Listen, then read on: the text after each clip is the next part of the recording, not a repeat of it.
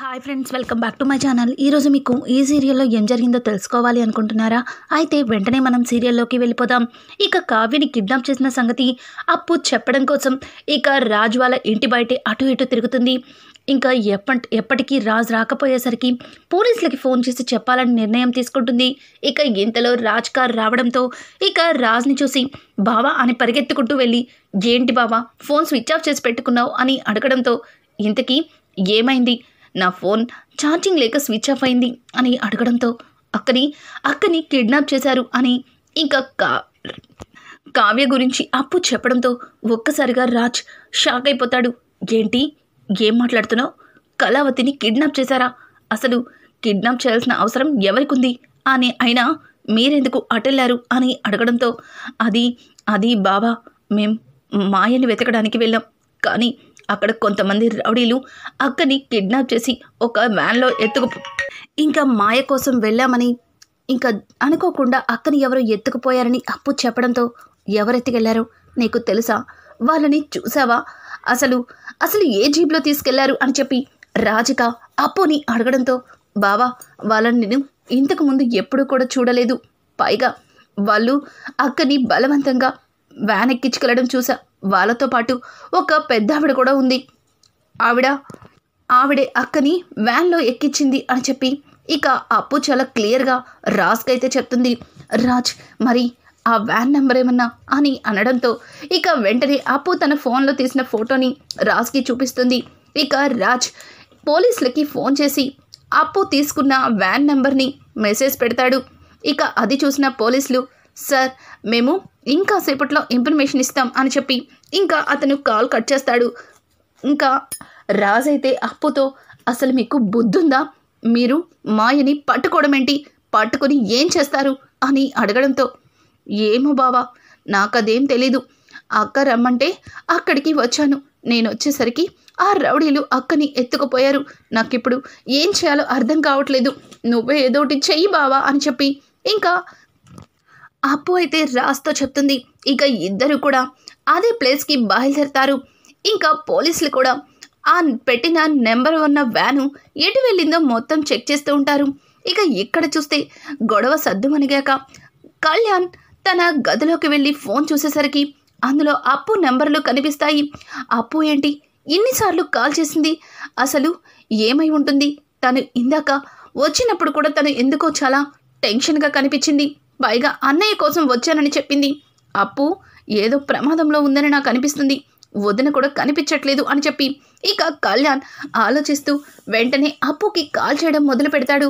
ఇంతలో గదిలోకి వచ్చిన అనామిక అప్పుకి కాల్ చేయడం చూసి, ఇప్పుడే కదా తాతయ్య గారు చెప్పారు మళ్ళీ అప్పు గోల తీసుకురావద్దని, నువ్వు మళ్ళీ దానికి ఎందుకు కాల్ చేస్తున్నావు అని అంటుంటే, షటప్, నువ్వు నాతో మాట్లాడద్దు, అయినా పవిత్రమైన స్నేహాన్ని కూడా అర్థం చేసుకోలేక దానికి తప్పుడు సంబంధాలని అంటకడుతున్నావు, అందుకే నీ మీద ప్రేమ పోయి అసహ్యం ఏర్పడింది, ఛీ నువ్వింకా ఎప్పటికీ మారవు అని చెప్పి ఇంకా కళ్యాణ్ అయితే అప్పుకి ఫోన్ చేస్తుంటాడు. ఇంకా వెంటనే అప్పు ఫోన్ లిఫ్ట్ చేసి, చెప్పరా బాయ్ అని అడగడంతో, ఏమైంది అప్పు, ఎందుకు నాకు అన్నిసార్లు ఫోన్ చేసావు, పైగా అన్నయ్య కోసం వచ్చావు, ఏం జరిగింది? నువ్వు చూస్తుంటే చాలా కంగారుగా కనిపించావు, ఏదో జరిగింది చెప్పు అని అడగడంతో ఇక అప్పు అది అక్కని ఎవరో కిడ్నాప్ చేశారు అని ఇక అప్పు చెప్పడంతో ఆ మాట విన్న రాజ్, ఏయ్ నీకేమన్నా పిచ్చి పట్టిందా? ఇప్పుడు కళ్యాణ్ ఇంట్లో అందరికీ చెప్తే ఎంత కంగారు పడతారో తెలుసా అని అడగడంతో, బావా కావ్యేమీ అలా చెప్పడు అని అంటుంటే అట్నుంచి కళ్యాణ్ కంగారుగా, అప్పు ఎక్కడ ఉన్నారు మీరు అని అడగడంతో వెంటనే రాజ్ కళ్యాణ్ చేతిలోంచి ఫోన్ తీసుకొని, రే కళ్యాణ్ ఈ విషయాన్ని ఇంట్లో ఎవరికీ చెప్పొద్దు, నేను కూడా అదే పనిలో ఉన్నాను అని అంటుంటే, అన్నయ్య మీరు ఎక్కడున్నారో చెప్పండి అన్నయ్య, నేను కూడా అక్కడికి వస్తాను అని చెప్పి ఇక కళ్యాణ్ కంగారు పడుతుంటే ఇక అప్పు ఫోన్ తీసుకొని పాత బస్తీ దగ్గర ఉన్న ఆ బస్తీలోనే ఉన్నామని చెప్పి అప్పు చెప్పడంతో ఇక కళ్యాణ్ కూడా హడావుడిగా బయలుదేరుతుంటాడు. ఇంతలో అనామిక కళ్యాణ్ని అడ్డంపడి, ఏంటి అప్పు ఎక్కడ ఉన్నానో ప్లేస్ చెప్పిందా, అక్కడికి రమ్మనిందా, ఇద్దరు అక్కడ రొమాన్స్ స్టార్ట్ చేస్తారా, అసలు నీకు సిగ్గు లేదా, నీకు ఎన్నిసార్లు చెప్పినా అర్థం కాదా, ఇప్పుడు ఇంత గొడవ జరగడానికి అదే కదా, మళ్ళీ నువ్వు దాన్నే కలవడానికి వెళ్తున్నావేంటి అని అంటుంటే ఇక కళ్యాణ్ అయితే విపరీతమైన కోపం తెచ్చుకొని అనామిక చెంప పగల కొడతాడు. ఛీ, సిగ్గుందా నీకు? భర్త పని మీద బయటకు వెళ్తుంటే ఇలా అడ్డమైన ప్రశ్నలు వేసి ఆపడానికి నీకు సిగ్గే అనిపించట్లేదు అని అంటుంటే ఆ మంటలకి అనామిక, కళ్యాణ్ నన్ను కొట్టి నా నుంచి నిజాన్ని దాచిపెట్టాలని చూడకు. ఖచ్చితంగా ఆ అప్పుని దొంగచాటుగా పెళ్లి చేసుకోవడానికే కదా వెళ్తున్నావు. అది ఇందాక చాలా కాన్ఫిడెంట్గా చెప్పింది, రారా బయటకు వెళ్ళి లేచిపోదాం పెళ్లి చేసుకుందామని. ఇప్పుడు నువ్వు అక్కడికి వెళ్తున్నావని నాకు అర్థమైంది అని అంటుంటే, ఏయ్, ఇంకొక మాట మాట్లాడావంటే చంపేస్తాను, నీకు చెప్తే అర్థం కదా, అడలేగు అని చెప్పి అనామికని పక్కకి గెంటేసి ఇక కళ్యాణ్ కూడా అక్కడికి బయలుదేరుతాడు. అనామిక చాలా ఆవేశంగా లోపలికి వచ్చేసరికి అక్కడ ధాన్యలక్ష్మి కనిపిస్తుంది. అనామిక, ఏమైంది? అంత కోపంగా ఉన్నావు? ఇంతకు ముందే కదా ఇంట్లో అందరం నచ్చ చెప్పాం అని అంటుంటే, అత్తయ్య, మీరు చెప్పినవన్నీ గాలికి పోయినట్టే. ఒక్కసారి అటు చూడండి, మీ అబ్బాయి ఆ అప్పుని కలవడానికి వెళ్తున్నాడు అని అంటుంటే, ఇందాకే కదా అప్పు తెగేసి చెప్పేసింది మీ ఇద్దరు కలిసి ఉండమని అని ధాన్యలక్ష్మితో చెబుతూ ఉంటే, ధాన్యలక్ష్మి, రే కళ్యాణ్, ఆగరా, ఎక్కడికి వెళ్తున్నావు అని ధాన్యలక్ష్మి పరిగెత్తేసరికి కళ్యాణ్ చాలా ఫాస్ట్గా కార్ తీసుకొని అక్కడి నుంచి వెళ్ళిపోతాడు. ఇక అనామిక అయితే, ఆంటీ, మీరెంత పిలిచినా కళ్యాణ్ మన మాట వినే స్టేజ్లో లేడు. అప్పు కళ్యాణ్ని పూర్తిగా మార్చేసింది, తన వలలో వేసేసుకుంది. ఇప్పుడు ఖచ్చితంగా కళ్యాణ్ అప్పుని ఏ గుడిలోనో పెళ్లి చేసుకుని ఇంటికి తీసుకొచ్చి తినే నా భార్య అని చెప్తాడేమో అని అంటుంటే, ఏం మాట్లాడుతున్నావు నువ్వు? నీ పిచ్చి మాటలు, సైలెంట్గా లోపలికి పద. అందుకే నిన్ను అందరూ కూడా చీవాట్లు పెట్టారు. ఇట్లాంటి అనుమానాలేమీ పెట్టుకోమాకు అని చెప్పి ఇక ధాన్యలక్ష్మి అనామికని లోపలికి తీసుకొస్తుంది. ఇక్కడ చూస్తే ఇన్స్పెక్టర్ రాజ్కి ఫోన్ చేసి, సార్, మీరు చెప్పిన నెంబర్ పాత బస్తీ దగ్గర ఉన్న చిన్న సిగ్నల్ని దాటి లోపలికి వెళ్ళింది. ఆ తర్వాత ఆ జీప్ ఎటు వెళ్ళిందో కూడా తెలీదు. వాళ్ళు ఆ డ్రైవర్ని చూసి గుర్తుపట్టారు. వాళ్ళు చాలా పెద్ద ముఠ. వాళ్ళు అమ్మాయిలని కిడ్నాప్ చేసి దుబాయ్లకి అమ్మేస్తారు అని చెప్పడంతో రాజు ఒక్కసారిగా షాక్ అయిపోతాడు. ఏం మాట్లాడుతున్నారు అని అంటుంటే, అవును సార్, ఈ ముఠాని పట్టుకోవడానికి ఎప్పటి నుంచో చాలా ప్రయత్నం చేస్తున్నాం, కానీ ఆ ముఠా దొరకటం లేదు. వాళ్ళు ఒంటరిగా వచ్చే ఆడపిల్లల్ని కిడ్నాప్ చేసి వాళ్ళు దుబాయ్కి అమ్మేస్తారు, దాంతో డబ్బు సొమ్ము చేసుకుంటారు అని చెప్పడంతో ఒక్కసారిగా అప్పు, బావా, వీల్లేదు, అక్కని ఈ దేశం దాటిచ్చేస్తారేమో అని అంటుంటే, నోర్మి, ఏమలా జరగదు.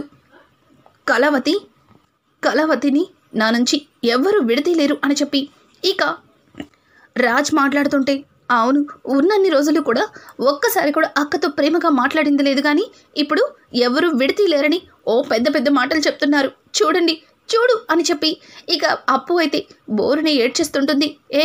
నువ్వేనా ఇలా ఏడుస్తుంది? అసలు నువ్వు ఎంతో ధైర్యంగా ఉండవలసిన దానివి ఇలా మాట్లాడుతున్నావేంటి అని చెప్పి ఇక రాజ్ కూడా అప్పుకి ధైర్యం చెప్తాడు. ఇక ఇక్కడ చూస్తే కిడ్నాప్ చేసిన రౌడీలు కావ్య నోటికి ప్లాస్టర్ అయితే వేస్తారు. ఎందుకంటే కావ్య అరిచి గొడవ చేస్తూ ఉంటుంది. అది చూసిన కిడ్నాపర్సు, ఏంటి పోరి, మనల్ని బయట పట్టించేలాగా ఉంది, పోరి, ఇంకాసేపు సైలెంట్గా ఉంటే మిమ్మల్ని కొనుక్కునే సేట్లు వచ్చేస్తారు, మిమ్మల్ని ఆ హోటల్కి తీసుకెళ్తాం అని చెప్పడంతో ఇక కావ్య అయితే తన నోటిని అలాగే చేతిని ఇబ్బందిగా తీయమన్నట్టుగా గట్టిగా అరుస్తుంది. తనతో పాటు ఉన్న ఆడపిల్లలు కూడా చాలా ఏడుస్తూ ఉంటారు. ఇక కొంతసేపటికి రౌడీకైతే ఫోన్ వస్తుంది. మీరిక్కడ ఉన్నట్టుగా పోలీసులకి ఇన్ఫర్మేషన్ వెళ్ళిపోయింది, మీరు అర్జెంటుగా అక్కడి నుంచి ఖాళీ చేయండి అని చెప్పడంతో ఇక ఆ పెద్ద రౌడీ అయితే అందరినీ కూడా, మనం ఇక్కడ ఉన్నట్టు పోలీసులకి ఇన్ఫర్మేషన్ వెళ్ళిపోయిందంట, త్వరగా వీళ్ళతో మన మకం మార్చాలి, కానివ్వండి అని చెప్పి ఇక వాళ్ళందరినీ బలవంతంగా ఒక వ్యాన్లోకి అయితే ఎక్కిస్తారు. అలా ఎక్కించి ఆ ప్లేస్ని అయితే ఖాళీ చేసేస్తారు. అలా వాళ్ళు వెళ్ళిపోతూ ఉంటారు. ఇక ఇంతలో పోలీసులు అక్కడికైతే వస్తారు. పోలీసులు అదంతా వెతికేసరికి అక్కడ ఎవరు కూడా కనిపించరు. అలాగే రాజ్కి కూడా అడ్రస్ ఇవ్వడంతో వాళ్ళు కూడా అక్కడికి వస్తారు. అక్కడ చూస్తే ఎవరు ఉండరు. ఏంటి ఇన్స్పెక్టర్ ఇక్కడే ఉన్నారని చెప్పారు, కానీ ఇక్కడ చూస్తే ఎవరు కనిపించటం లేదు అని అంటుంటే, సార్ మాకు ఇక్కడే ఉన్నట్టు ఇన్ఫర్మేషన్ వచ్చింది, కానీ ఇక్కడ ఎవరు లేరు, తప్పించుకున్నట్టున్నారు, వాళ్ళకి ముందుగానే ఇన్ఫర్మేషన్ అందిపోయినట్టుంది అని చెప్పి ఇక ఇన్స్పెక్టర్ అయితే రాజ్తో మాట్లాడుతుంటాడు. రాజ్ అదంతా చూస్తూ ఉండగా ఇక ఇంతలో కావ్య చేతికి వేసుకున్న హ్యాండ్ బ్యాగ్ అయితే కనిపిస్తుంది. ఈ బ్యాగ్ కళావతిది. అంటే ఆ రౌడీలు కళావతిని ఇంకొక ప్లేస్కి తీసుకెళ్లారు. ఖచ్చితంగా అక్కని ఏదో చేసేస్తారు.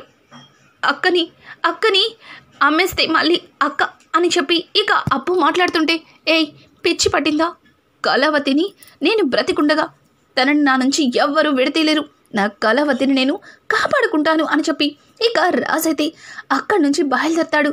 ఇంతలో కళ్యాణ్ ట్రాఫిక్లో కార్ ఆగగా తన పక్క నుంచి ఇంకొక జీప్ వెళ్తుంది. అందులో కావ్య కనిపిస్తుంది. కావ్య నోటికి కట్టుతో చేతులకి కట్లతో కళ్యాణ్ కారుని చూస్తుంది. ఇక కళ్యాణ్ కారులో ఉండగా కావ్య బలవంతంగా తన చేతికి ఉన్న కట్లను తీసుకుని నోటికి ఉన్న ప్లాస్టర్ని తీసుకుని కళ్యాణ్ అని గట్టిగా ఆ కారు అద్దం మీద కొట్టి గట్టిగా పిలుస్తుంది. ఒక్కసారిగా కళ్యాణ్ తల పక్కకి తిప్పి చూసేసరికి కారులో కావ్య కనిపిస్తుంది. కావ్యని చూసిన కళ్యాణ్ వదినా ఉండండి వస్తున్నాను అని చెప్పి ఇక కార్ని తీయబోతుంటే అదే టైంలో సిగ్నల్స్ పడడంతో కళ్యాణ్ ట్రాఫిక్లో ఇరుక్కుపోతాడు. ఇక ఆ కార్ అయితే వెళ్ళిపోతుంది. ఇంకా వెంటనే కళ్యాణ్ రాజ్కి ఫోన్ చేసి, అన్నయ్య నేను జూబ్లీ హిల్స్ దగ్గర ఉన్న సిగ్నల్ దగ్గర ఉన్నాను, ఇప్పుడే వదిన్ని కార్లో ఎక్కించుకుని ఎవరో కొంతమంది రౌడీలు తీసుకుపోతున్నారు అని చెప్పడంతో వెంటనే అక్కడే ఉన్న రాజ్ ఇన్స్పెక్టర్తో, మా తమ్ముడు ఇప్పుడే చెప్పాడు, మా కళావతి ఉన్న కార్ వెళ్తుందంట అని చెప్పడంతో ఇంకా వెంటనే ఇన్స్పెక్టర్ మళ్ళీ తన పోలీసులకి ఫోన్ చేసి ఆ కార్ నెంబర్ని చెప్తాడు. ఇక ఆ కార్ నెంబర్ ఏ సిగ్నల్స్ క్రాస్ చేస్తుందో వాళ్ళకి ఇన్ఫర్మేషన్ ఇస్తుంటారు. ఆ తర్వాత కొంతసేపటికి ఒక సిగ్నల్ దాటిన తర్వాత ఆ కార్ ఇక ఎక్కడ కనిపించదు. ఇక ఆ సిగ్నల్తో ఎండ్ అయిపోయినట్టుగా ఇన్స్పెక్టర్తో చెప్పడంతో ఇన్స్పెక్టర్ కూడా రాజ్కి ఇన్ఫామ్ చేస్తాడు. ఇక రాజ్ అయితే ఆ ఏరియాలోనే ఉంటాడు అని చెప్పి ఇక రాజ్ చెప్పడంతో అదే పక్కనే ఉన్న అప్పు అయితే, బావా నాకు ఆ ఏరియా బాగా తెలుసు, ఆ ఏరియాలో దందాలు ఎక్కడ జరుగుతాయో కూడా నాకు తెలుసు, రండి వెళ్దామని చెప్పి ఇక అప్పు వాళ్ళని తీసుకొని అక్కడి నుంచి బయలుదేరుతుంది. ఇక అలాగే కళ్యాణ్ కూడా అటువైపుగానే వెళ్తాడు. ఇక కళ్యాణ్, రాజ్ అలాగే అప్పు, ఇన్స్పెక్టర్ అందరూ కలిసి ఆ రౌడీలు ఎక్కడైతే కావ్య వాళ్ళని దాచిపెడతారో అక్కడికైతే చేరుకుంటారు.